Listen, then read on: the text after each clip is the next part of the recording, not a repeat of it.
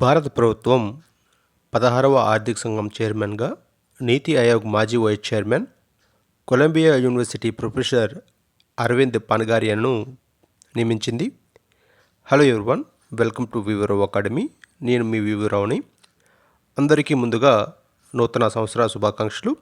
ఈ సంవత్సరంలో మీరు ఉద్యోగాల్లో స్థిరపడాలని మనస్ఫూర్తిగా కోరుకుంటూ ఈ యొక్క 16వ ఆర్థిక సంఘం గురించి కొంత సమాచారాన్ని ఈ యొక్క వీడియోలో తెలుసుకుందాం. 2023 నవంబర్ 29న కమిషనర్కు సంబంధించిన నిబంధనలను ప్రభుత్వం వివరించిన సుమారు నెల తర్వాత, అంటే 2023 డిసెంబర్లో ఆర్థిక సంఘం సంబంధించి ప్రకటన ఒకటి వెలువడింది. కేంద్రం మరియు రాష్ట్రాల మధ్య పన్నుల రాబడుల కోసం రూపొందించిన విభజనను సిఫార్సులు చేయడంలో 16వ ఆర్థిక సంఘం అనేది కీలక పాత్ర పోషించనున్నది. అధికారిక ఉత్తర్వుల ప్రకారం పనగారియా నేతృత్వంలోని కమిషన్ 2026 ఏప్రిల్ 1 నుండి 5 ఏళ్ల కాలానికి సంబంధించిన నివేదికను అక్టోబర్ 31, 2025 నాటికి సమర్పించాలని భావిస్తున్నారు. ప్రస్తుతం అరవింద్ పనగారియా కొలంబియా యూనివర్సిటీలో ఎకనామిక్స్ ప్రొఫెసర్గా పనిచేస్తున్నారు. గతంలో జనవరి 2015 నుండి ఆగస్టు 2017 వరకు నీతి ఆయోగ్ ఉపాధ్యక్షుడిగా పనిచేశారు. ఈ కాలంలో భారతదేశం యొక్క G20 షెర్పాగా కూడా నియమితులయ్యారు. భారత రాజ్యాంగంలోని అధ్యాయం 1 భాగం 12 అధికరణ 280 ప్రకారం కేంద్రం మరియు రాష్ట్రాల మధ్య పన్నుల నికర ఆదాయాల పంపిణీకి సంబంధించిన సమగ్ర సమీక్షను 16వ ఫైనాన్స్ కమిషన్ నియమ నిబంధనలో చేర్చారు. అదనంగా commission consolidated fund of India నుండి రాష్ట్రాలకు రాబడులు, గ్రాంట్స్ ఇన్ ఎయిడ్ నియంత్రించే సూత్రాలను వివరించే పనిలో ఈ యొక్క 16వ ఆర్థిక కమిషన్ అనేది నిమగ్నమై ఉంటుంది.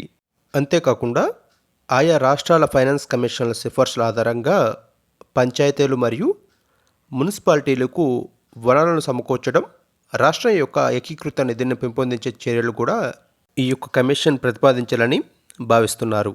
అలాగే విపత్తు నిర్వహణ కార్యక్రమాల ఫైనాన్సింగ్ సంబంధించి ప్రస్తుత ఏర్పాట్లపై కమిషన్ యొక్క సంభావ్య సమీక్ష యొక్క ముఖ్యమైన అంశం విపత్తు నిర్వహణ చట్టం 2005 ప్రకారం క్రింది ఏర్పాటు చేసిన నిధుల పరిశీలన.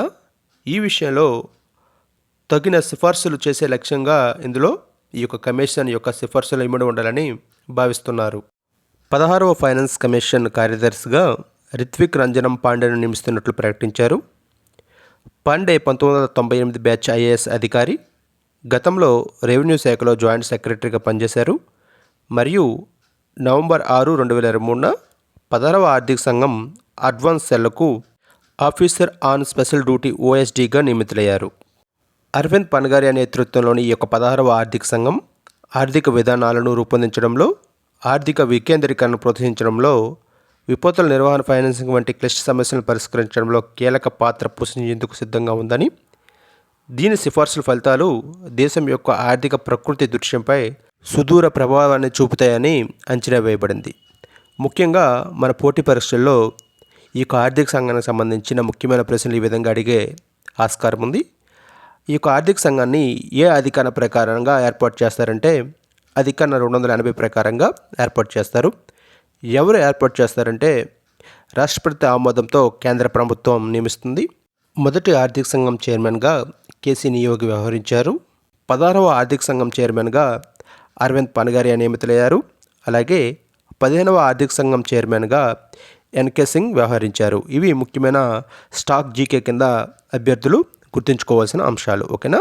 సో ఇది ఈ యొక్క 16వ ఆర్థిక సంఘానికి సంబంధించిన ముఖ్యమైన సమాచారం. ఈ వీడియోపై మీ అభిప్రాయాలను కామెంట్ రూపంలో తెలియచేయండి. నచ్చితే తప్పనిసరిగా లైక్ చేయండి. ఓకేనా? Thank you.